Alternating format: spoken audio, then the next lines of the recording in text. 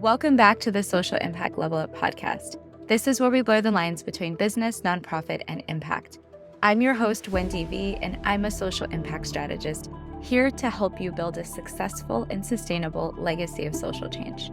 In this week's episode, we're going to hear from a social entrepreneur who has been on a journey to change the world just like you. If you are interested in social entrepreneurship, this is the place for you. Let's jump right into this week's episode.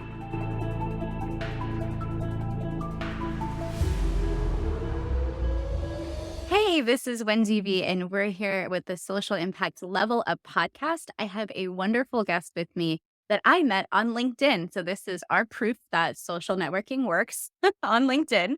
And we're here to talk a little bit more about what is social entrepreneurship and how do you go about the basics of helping people through your business or nonprofit, and usually actually in this case, more business. But I know that my guest, Dale Archer, has tons of experience working with both businesses and nonprofits.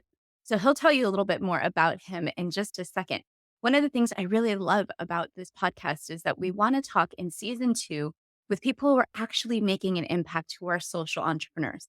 And this is really important to us because it's kind of hard to find examples of social entrepreneurship on the internet. And it's hard to find examples of real life people who have businesses that are operating social businesses. And so not only is today's guest Dale is operating himself as a social entrepreneur, but he's also helping others to operate in this space as well. And so helping us grow new ventures and helping people to explore entrepreneurship. So that is why it's exciting to have him here, because he can help amplify this message with me. And I wanted to just know a little bit more about you and how did you become known as the Startup Whisperer? There's two parts of that story, but thank you for the wonderful introduction and for hosting me on your podcast. I really appreciate it. And thank you for sharing social entrepreneurism with your listeners, because I think it's a very important effort for anyone's life to go on that journey. Two parts of my story. One is history, and the second part is today's reality. I am a founder's mistake personified. I am the son of a preacher and business owner. So my parents co-owned a business together, and they pastored a church together when I was born. And so they only planned for my two older sisters, and so when I came along, it was the surprise. So founders do make mistakes, and I am a personified version of that. I always like telling that story. I used to be embarrassed by it, actually, and then it's become a source of strength. And now I can tell people that founders make mistakes early and often. I'm an example of that. But you don't have to live a mistaken life, right? You can talk about the stuff that founders only whisper, right? And that's the second part of my story. Is today's reality is that people don't talk about the risks of being an entrepreneur, of being a founder, learning how to go from being a founder to being a CEO to being a leader, because those three things are three separate things. And so if you're an accidental founder, or you've always wanted to start a business, or you kind of stumble into it like a fish into a fishbowl, like I have, then you make the best of it. But you embrace those realities each step of the way, each day of the way. Yeah, and I think for me, I fall into that third category of fish where just sort of like, oh yeah, I lost my job and now I'm founding my own company. And so I know what you mean, where it's sometimes you don't even know what mistakes you're making because you're like, oh, I am, I only know this much, but I have no idea what the rest of the road is or what it looks like. So it's helpful to have people like you who are supports, mentors, coaches, guides, sage, whatever, whatever term you want to use for it, to help, those of us out who are joining this, entrepreneurial venture, kind of, at whatever place we are in our lives with all the things that come with us. And so I'm just curious, how did you get passionate about helping this group of people based on, your prior experience? Like, where did that come from for you? I mean, I grew up around business owners in my extended family. I there are, more other than preachers and business owners in my family, there are more nurses, that I can shake a stick at. Uh, and so it was always just, you help people.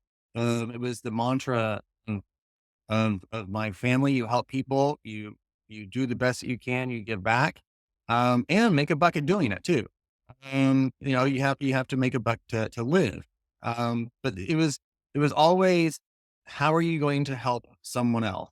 And it was just beaten into my head.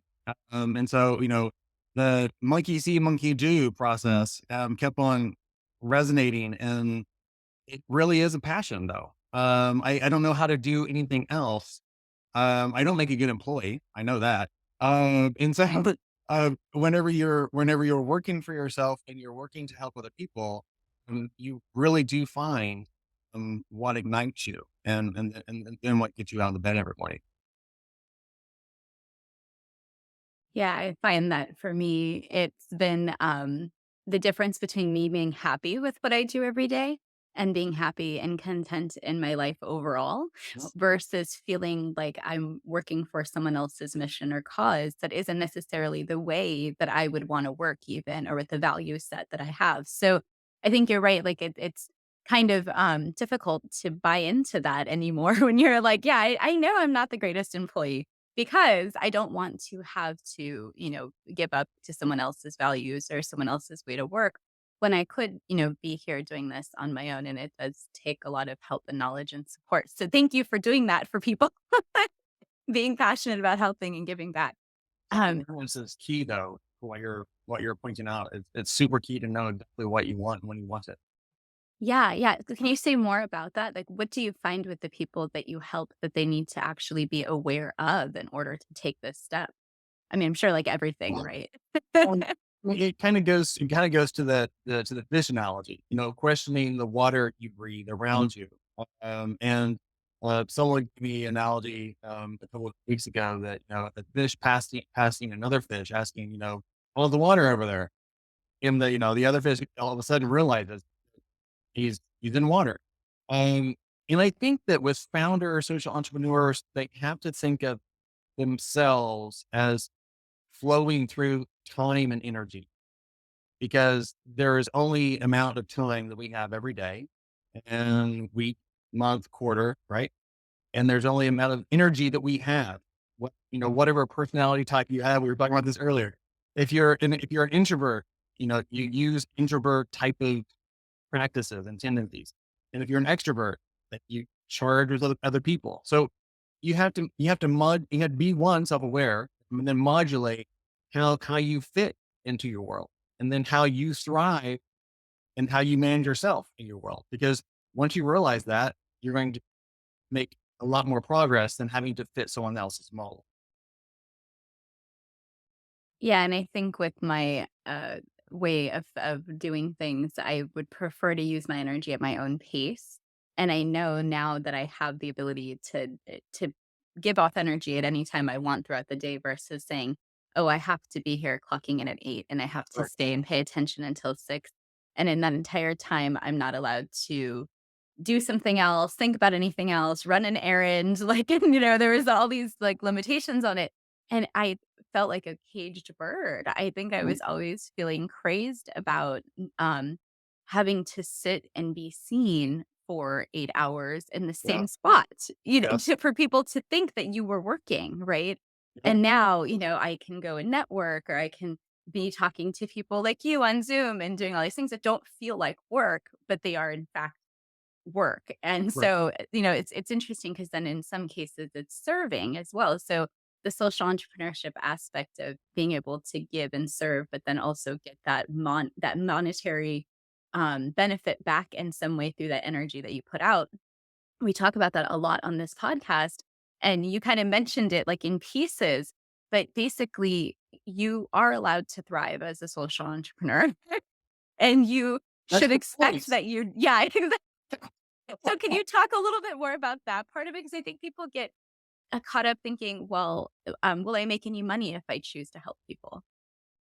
Well, I think that the challenge is you know, I kind of use the Frankenstein's monster as an analogy. Frankenstein's monster did not have a name. That every Halloween we say, whenever we see the monster, we say, "Oh, there's Frankenstein." That's not right.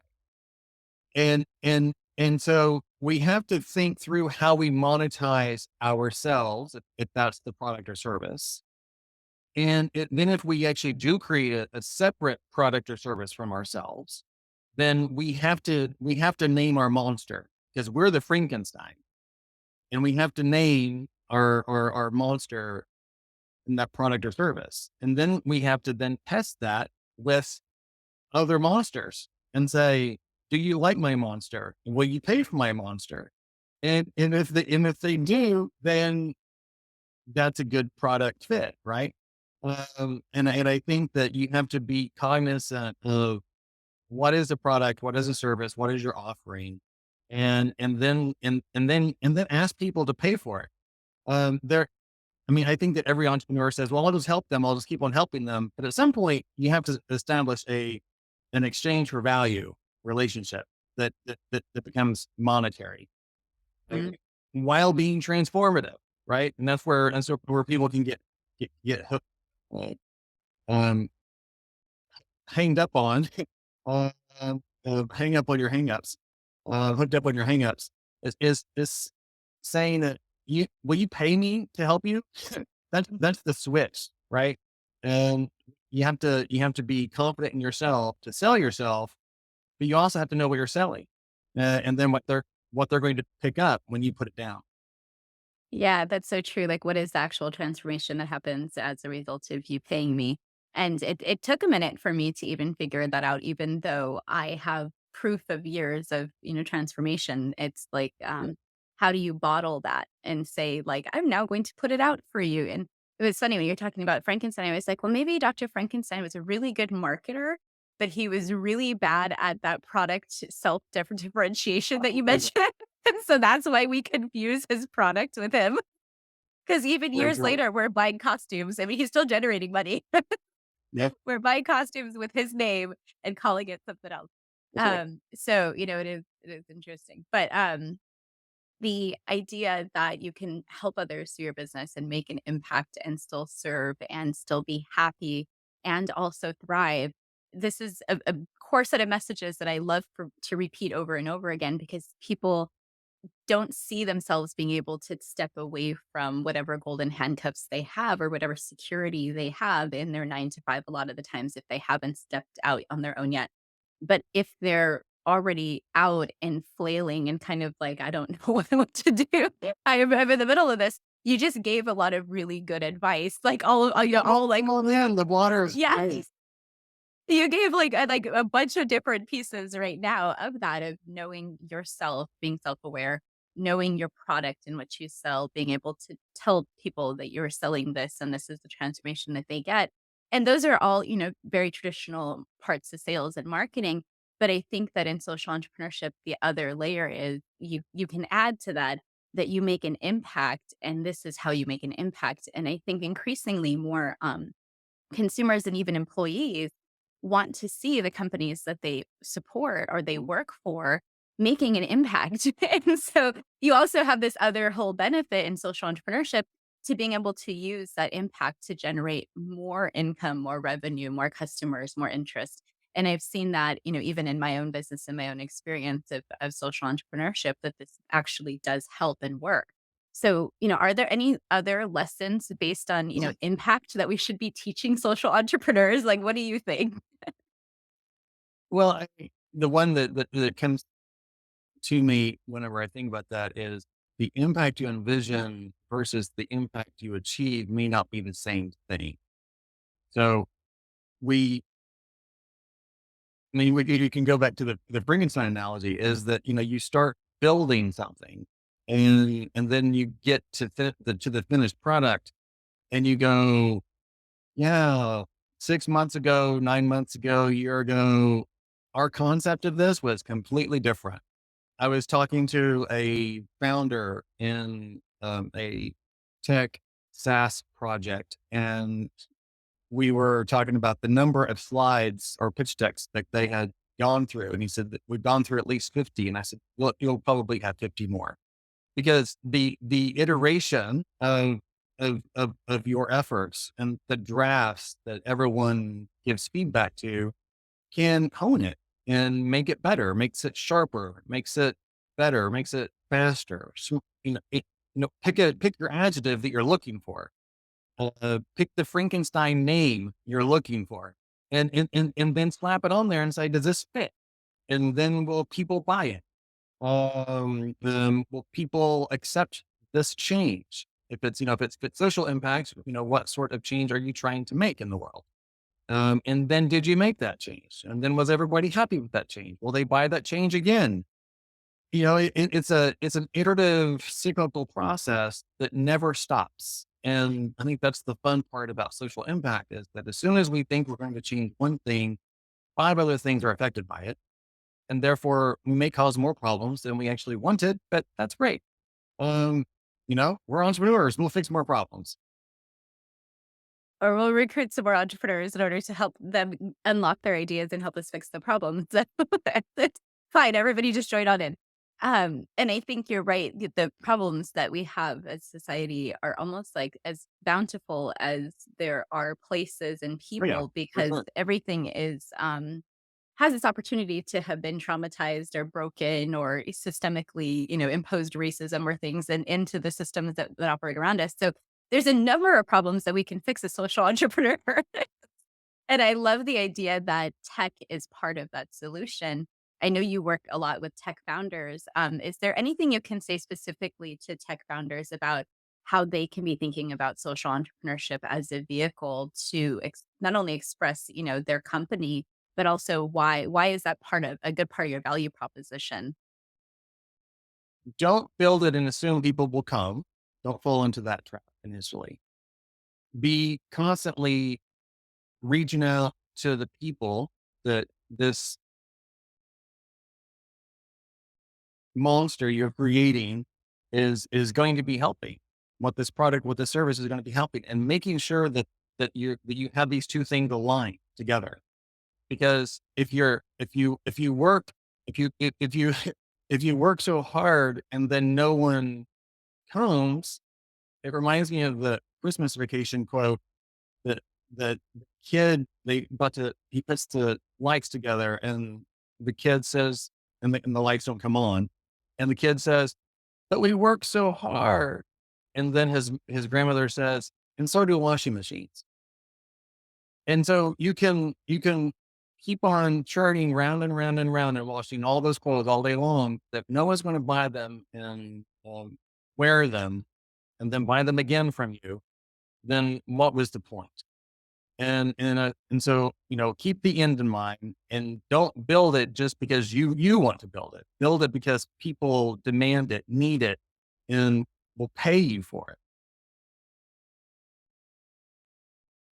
Yeah, and I think the demand sometimes we don't know as entrepreneurs if people will pay you for helping others or, and even if you're thinking about getting, funding from grants or you're a nonprofit, you might have, other options, not just selling things to people that you could use to fund your venture. And so I know you've done a little bit of nonprofit work as well, or a lot of nonprofit work. I'm not sure how much, but what do you see as the difference between someone who's trying to found a nonprofit organization or supporting a nonprofit and growing versus someone who's really thinking about this from more of a social business or a business entrepreneurship side? What are the kinds of things that those two different people need to be considering? Um, there are a lot more well, it's a great question. One of the things I love about the work I do now is crossing the the great divide of for profit, nonprofit. And then I've also worked with, public private partnerships, fiscal sponsorships and government. But there's a lot more similarities across for profit and nonprofit that people don't either they just think that we're special on both sides of the fence and don't make the comparison, or they refuse to. But there's a lot of similarities. There's some distinctions and differences. But there's all this similarities. All founders are the same. All first time founders go through the same problems on both sides. they have to raise money. They're looking for investors. They're looking for donors. They're looking for funders. They may be called different and the process may be different, but you're still still looking for funding. Um, and cash flow is cash flow. Service leadership is service leadership. High team performance is high team performance. Now, you can get into organizational culture, and those are different. We found that out from the pandemic. We don't want to work for a toxic culture. So, and those happen on the for-profit side and the nonprofit side, right? That you get warts in any type of human ecosystem you are in.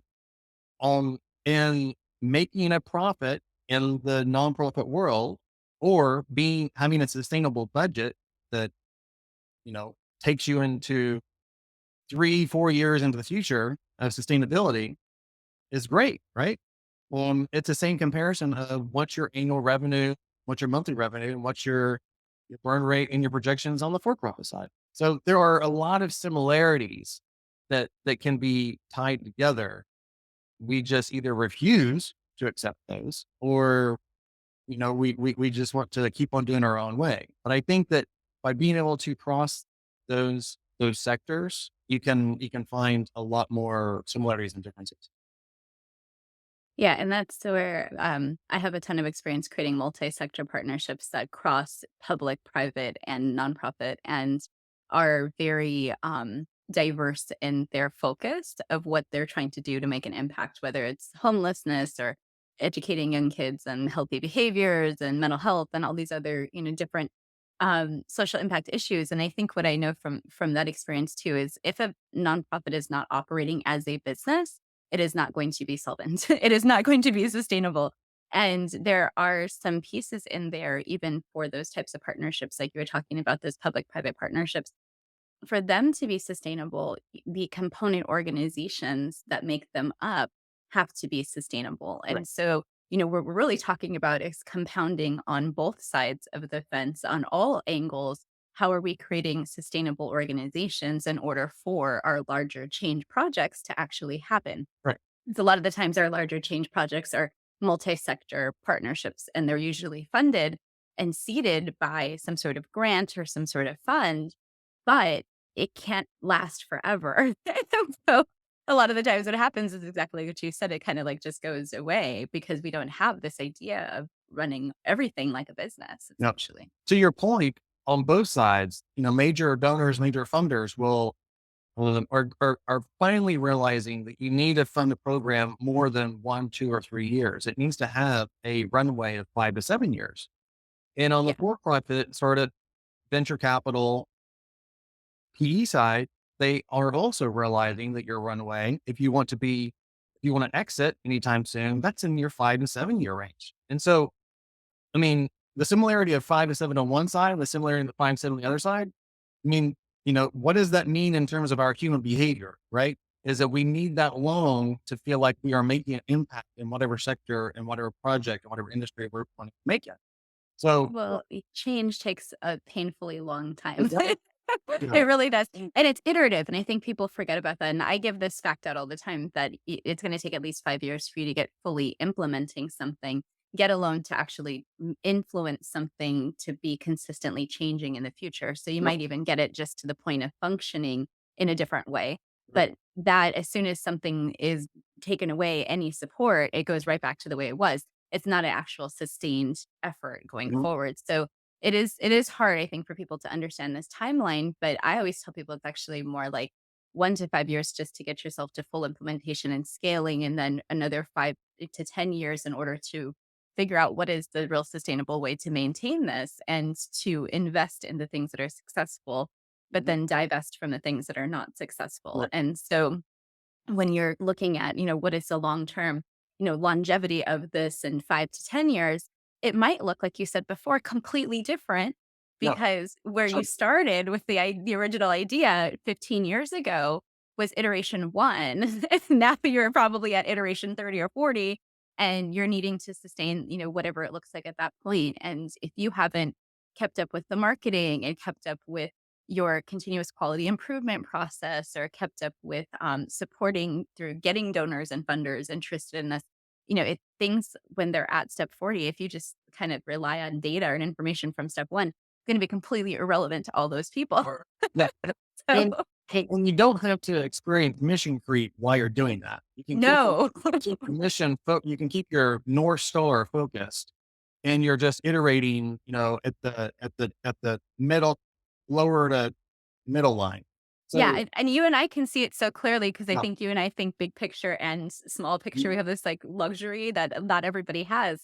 But I think that's why it's important to talk to folks like you to translate this for people because you as an organization can still stay even part of a multi-sector partnership and you're iterating your part of the process that you are responsible for as an organization, but that's contributing to the greater change of the partnership. And you can still do within your realm of your mission yeah. what you need to be doing. And I think that that's the cool thing about social impact work is we have the ability to layer, but I don't think we've gotten to the societal level of complexity to understand how this works with business and nonprofit the way you and I are talking about to really do some cool stuff. But I think that the more that we can gather folks and organize them and get them into networks and say, hey, here's some opportunities here, we could do some really cool things on a larger scale with the concepts that you and I are talking about right now. And I think that the distinction between plan and planning, having a plan and planning is important here because I know President Eisenhower said that your first plan never um, survives first contact with the enemy. So if you have a business plan or if you have a strategic plan, the first time you start implementing it, it's going to start changing. And so your planning from day to day has to keep the North Star, but it has to keep on moving it forward because you will encounter what people like and don't like about it for sure. Yeah, and I think the planning process is difficult for people too, because especially after something like the pandemic, I've heard from some organizations that they haven't even endeavored to start planning with their board because they are still in like shock from what they were the trajectory before the pandemic, what the pandemic did to them as an organization, and then now feeling like they have space again, but how do we get back to visioning, where we want to be and then move forward? And that process can be confusing for people if you weren't even used to strategic planning in the first place, and now you're trying to plan your way out of a pandemic. Well, callings. Yeah, I know. I'm like, there's 2 people right here in this podcast who can help you out with different things. Give us a call. We'll be happy to be there. That sounds painful just listening to it. Yeah, maybe we need to start doing workshops together. So the last question I had for you around social entrepreneurship is really just this concept of social business and social entrepreneurship is difficult for people to sometimes understand. And they don't really just know enough about it, or it's new to them, or if they've heard about it, they're used to things like, really big companies who have a corporate social responsibility program or something formal. So if there's just a founder business who's thinking about social entrepreneurship and are like, okay, I want to make an impact through my business or my nonprofit, or my nonprofits already do this, but through my business, um, how can I get started? What can I do? Like, what are the basics that you would tell people of what they should be thinking about to get themselves moving in this direction of using their business as a vehicle to make impact? It's funny that we have to ask this question, but I know it's prudent to ask it. And so then I come up with the question or just the curiosity of doing good and making money are not mutually exclusive. And and then I kind of go, why are we treating these as mutually exclusive? Is that if you're keep in mind, I'm in a Venn diagram of a business owner and a preacher's kid here. So I grew up knowing how to fit the Venn diagram together, walking Venn diagram. And so you can do good and you can make money. And I think a lot of, I think you saw a heightened part of this around the pandemic too, is that there are businesses that will say, for every product, a certain percentage goes to our key social impact passion. We're going to solve climate change. We're going to reduce homelessness. We're going to help with LGBTQ youth. We're going to help with veteran suicide, veteran disabilities, veteran homelessness, women, children homelessness. I mean, what is that thing that you are passionate about that you want to see change in the world? And then how do you combine that with making money? And because, you know, if we love our capitalist society, that's not going away anytime soon. We have to figure out a way to bring all these pieces together and say, yes, there are challenges in our world, and we can have a business that serves others. So I think it's a matter of, what is the gap? What is the need that you are seeing out there? How do you merge it with your social impact passion, and then develop some strategy and some tactics and some ops that makes it happen? Because you can make it happen. That's what social entrepreneurs do, is they find a need, get out there, and they get it done. Yeah, and I think it doesn't have to be as hard as which what I hear you saying is this doesn't have to be as hard as going through all of this like formal planning and all these other things. There are things you could probably be doing right now that that definitely could start you on this path. So if you're not already there and then you're exploring or just understanding from this podcast a little bit more, this is again something that you can develop your impact mission right along with your mission for profit. They don't need So to be mutually exclusive. They could be supportive of one another, and in fact, you'll find that your impact mission actually amplifies your mission for profit. So, just a couple of social entrepreneurship basics.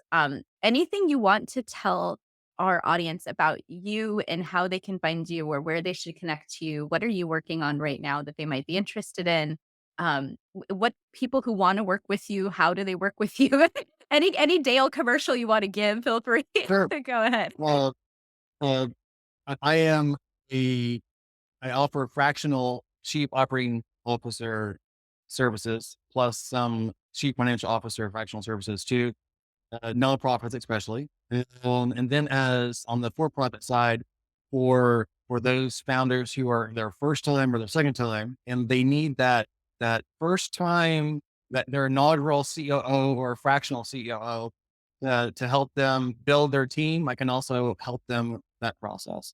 And we don't think of, whenever we're being an entrepreneur, when we're, especially our first time or being the first time founder, of thinking of what I call human operating systems, of making sure that what does your day look like on a, a regular basis, daily, weekly, monthly, quarterly. They get into what is your business plan? What does your strategic plan look like? And then how is all of that aligning to you and your North Star and your team? And drawing a picture of what your organizational structure looks like. But then at the same time, what does your broader ecosystem look like? Because it goes back to what we were saying earlier, is that founders become CEOs, then become leaders, and pretty soon you're leading a small community of hundreds, if not thousands, of people. That impact alone is pretty cool to think about, as you are going through this process of creating your Frankenstein on the social or nonprofit side. So I think I'm happy to be here and to help them through that process. And I'm available on LinkedIn and Twitter, PR Whiz Guy on Twitter, and Dale Archer on LinkedIn. So hit me up and let me know how I can help you. And we'll make sure your contact info gets into the show notes so people can connect with you. And I mean, I will be in that journey. So I'm like, okay, noted. When I get to a certain level and I need to hire a certain guy, I know who's already in my penciled into my organizational structure. And I think that that's important because, you want a good, solid business partner who's going to help you with those kinds of business infrastructure things. And especially as you're growing from a solo person to a small business or small nonprofit, it's important to have that. If you don't have it internally and you're able to hire for it yet, if you can get a resource like someone to contract for it, that's amazing. So thank you for that. Yeah. My I have a special fondness in my heart for co-founders. So if you have a co-founder situation, definitely call me, because I definitely can help Oh, you like when people have like a 2 or more people who are founding together essentially. you. That's yeah, because that presents, like its own set of problems, its own set of challenges that need to be navigated. My dad used to say, if you have 10 people, you have 10 problems. But if you have 10 people, you have 100 problems. So They're the keep more expanding. the expanding aspect of people's needs and challenges. So yeah. Yeah. So think of the challenges you have as one founder, then combine that with the number of founders you have starting a business. So that can be in of itself a fun Yeah, experience. I know exactly what you said. The thought process of going from one person to many people to thousands of people to being able to have collective impact and amplifying. That is exactly what we're doing with the social impact level of podcast, is bringing together voices that are either traditionally marginalized or hard to access in order to amplify and give people the skills for them to continue to level up and thrive. And that is a big part of what we're doing with this podcast and all of the platforms that we have for social impact level up collective. So it is going to be interesting to see what is my journey like in that, because I can totally see exactly where you're going. And I'm like, ooh, suddenly I have a very big village. What am I doing with this big group of people? So yeah, I appreciate exactly what you said. So thank you so much for being here and sharing all this wisdom with us today. I really, really enjoyed this conversation as always with you. We're in the same region, so we need to connect in person. Well, Um, and if there's anything else you want to say to our audience, go ahead. I'll give you the last word and then we'll sign off. just be courageous, and whenever you think that the road is uncertain, just keep on pressing on because it does get better. Yeah. Oh yeah. And I have had those moments. So I appreciate that completely. Thank you, Dale Archer, for Thank being you very here. much. Thanks for having the time in your schedule to be here with us and with our audience and all the things that you shared today. Thank you to all our listeners who are here on the Social Impact Level Up podcast for season 2. You're hearing stories of social entrepreneurs who are making a real impact through their business or their nonprofit. And we're so excited to have Mr. Dale Archer here with us today for this journey. And just a wonderful week to you, and blessings and all of things to all of our community.